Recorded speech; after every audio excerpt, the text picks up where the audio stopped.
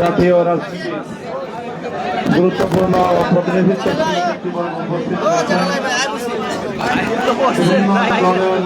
প্রতিনিধিবৃন্দ এখানে উপস্থিত হয়ে আপনাদের কাছে, আপনাদের মাধ্যমে জাতির কাছে আজকের এই সংবাদ সম্মেলনের মাধ্যমে আমাদের বক্তব্য আমরা তুলে ধরব। সাংবাদিক সম্মেলনে উপস্থিত রয়েছেন সর্বজনাব বাংলাদেশ জামায়াতে ইসলামী সম্মানিত আমির ডক্টর মোহাম্মদ শফিকুর রহমান, উপস্থিত আছেন এলডিপির চেয়ারম্যান মুক্তিযোদ্ধা আহমদ বীর বিক্রম অলি আহমদ, উপস্থিত আছেন সম্মানিত মহাসচিব ডক্টর আহমদ আব্দুল কাদের, উপস্থিত আছেন ইসলামী আন্দোলন বাংলাদেশের সম্মানিত প্রেসিডিয়াম সদস্য জনাব আশরাফ আলী আকন, উপস্থিত আছেন নিজামী ইসলাম পার্টি বাংলাদেশের সম্মানিত সিনিয়র নায়েবে আমির জনাব আব্দুল মাজেদ আথারি, উপস্থিত আছেন ডেভেলপমেন্ট পার্টির চেয়ারম্যান জনাব আনোয়ারুল ইসলাম চাঁদ, উপস্থিত আছেন বাংলাদেশ খেলাফত আন্দোলনের সম্মানিত নায়েবে আমির জনাব মুজিবুর রহমান হামিদি, উপস্থিত আছেন জাকফার সহসভাপতি জনাব রাশেদ প্রধান, উপস্থিত আছেন বাংলাদেশ জামায়াতে ইসলামীর সহকারী সেক্রেটারি জেনারেল জনাব হামিদুর রহমান আজাদ এবং আমি বাংলাদেশ খেলাফত মজলিসের আমির মামুনুল হক। আমাদের মাঝে আরো অন্যান্য নেতৃবৃন্দ উপস্থিত রয়েছেন, বিভিন্ন দলীয় গুরুত্বপূর্ণ দায়িত্বশীলরা রয়েছেন। আজকের এই সাংবাদিক সম্মেলনে এখন আমাদের সকলের পক্ষ থেকে আপনাদের সম্মুখে বক্তব্য রাখবেন বাংলাদেশ জামায়াতে ইসলামীর সম্মানিত আমির ডক্টর শফিকুর রহমান।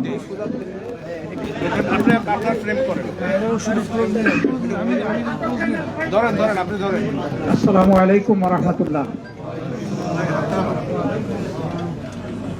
সম্মানিত সাংবাদিক বন্ধুগণ, মহান আল্লাহ রাব্বুল আলামিনের শুকরিয়া আদায় করছি। জাতির একটি গুরুত্বপূর্ণ মুহূর্তে, জাতীয় জীবনের একটি কঠিন বাঁকে বাংলাদেশ যখন এসে দাঁড়িয়েছে, সেই সময় প্রিয় বাংলাদেশকে সামনের দিকে এগিয়ে নিয়ে যাওয়ার জন্য একটি শোষণ বৈষম্যহীন দুর্নীতিমুক্ত মানবিক বাংলাদেশ গড়ার জন্য ন্যায় এবং ইনসাফের ভিত্তির উপর সমাজকে দাঁড় করানোর জন্য অঙ্গীকার নিয়ে আপনারা জানেন এতদিন ধরে 8টি দল একসাথে আমরা কাজ করে আসছিলাম। এই দলগুলোর সকলেই এখানে উপস্থিত আছেন প্রতিনিধিরা। তার সাথে আলহামদুলিল্লাহ আজকে আরো 2টি দল আমাদের সাথে সম্পৃক্ত হয়েছে। জনাব বীর বিক্রমের নেতৃত্বে এলডিপি এবং এনসিপি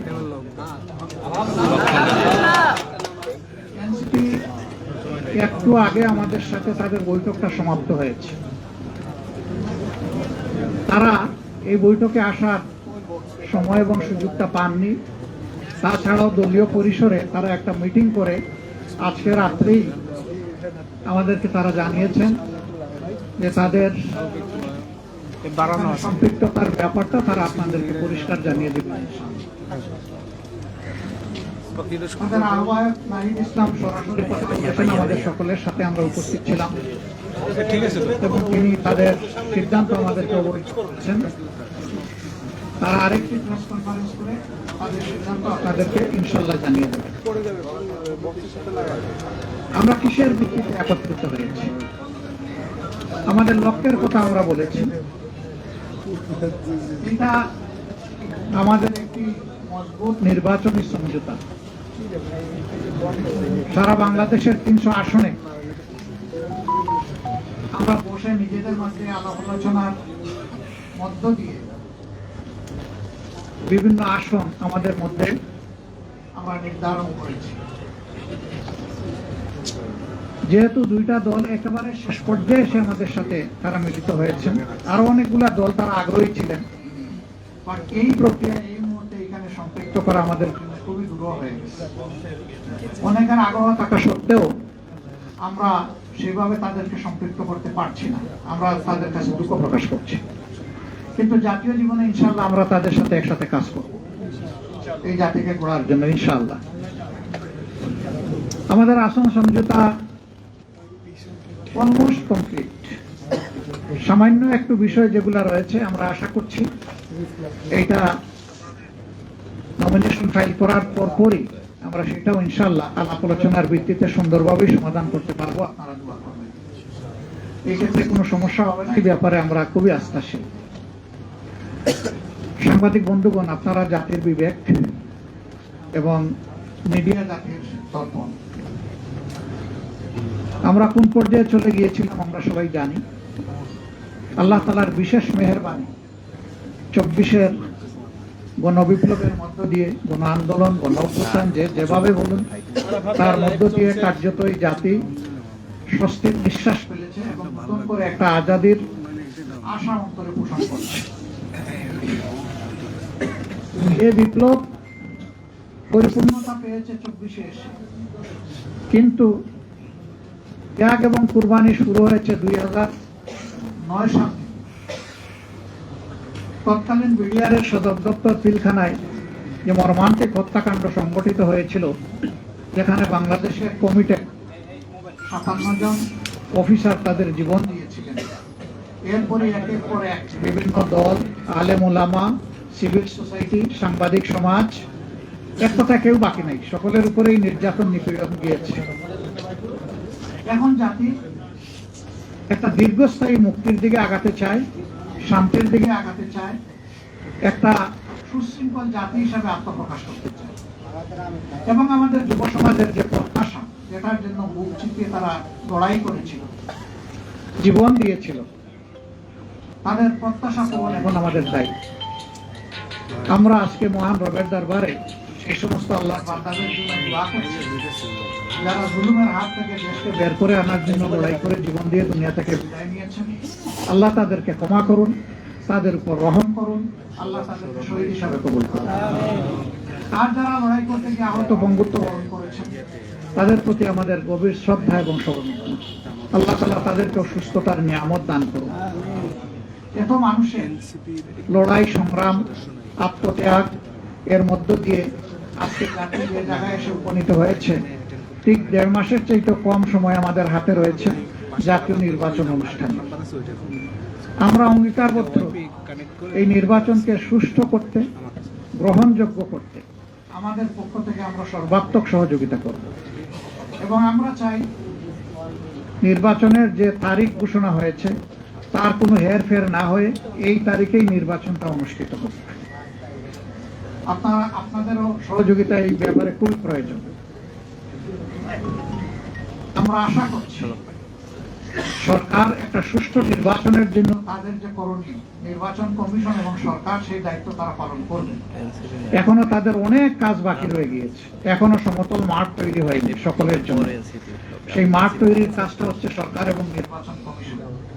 তারা যে কোনো ধরনের লোভ লালসা, ভয় ভীতি এবং কারো প্রতি কোনো ধরনের আনুকূল্যের ঊর্ধ্বে তারা তাদের দায়িত্ব পালন করবেন। সাংবিধানিক নৈতিক দায়িত্ব এটা আমরা এবং জাতি তাদের কাছে প্রত্যাশা করে। যে কোনো ধরনের ব্যতিক্রম এই জাতি মানবে না, কারণ এই ব্যতিক্রমটাই তো আমাদের জীবন থেকে অনেকগুলো বছর কেড়ে নিয়েছে। 3টা নির্বাচনে এই যে এখানে যারা উপস্থিত, আমি বিশ্বাস করি অধিকাংশই আপনারা কোনো ভোটই দিতে পারেন। আমরা তো জীবনে 2-4 বার ভোট দেওয়ার সুযোগ পেয়েছি, আপনারা পানই নাই।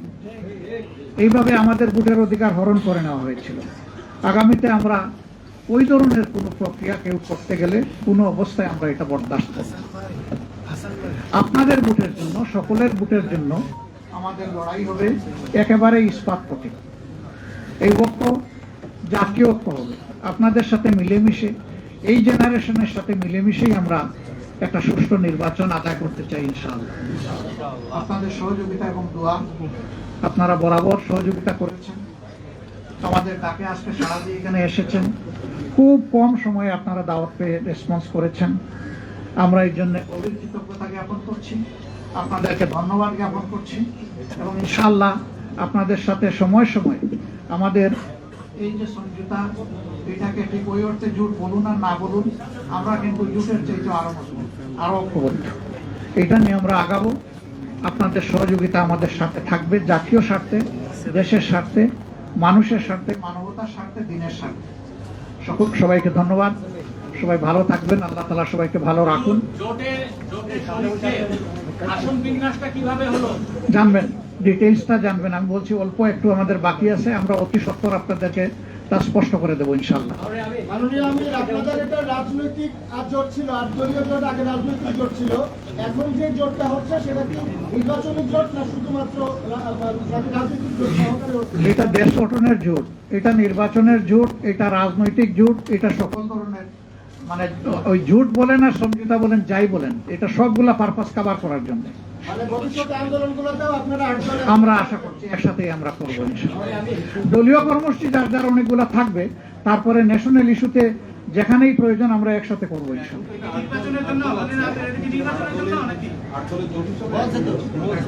এখন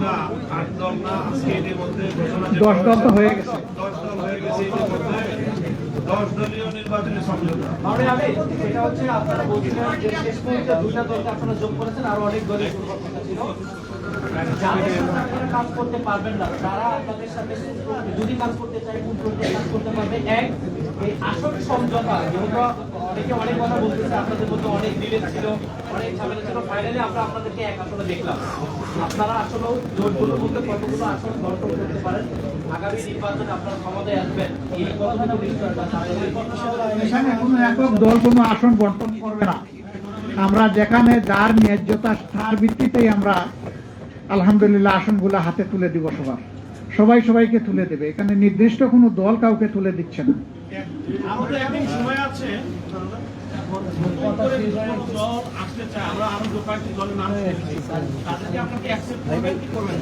আমরা সবাইকেই কবুল করব, কিন্তু এই সময় অ্যাকোমোডেট করাটা আমাদের জন্য কঠিন হয়ে যাবে।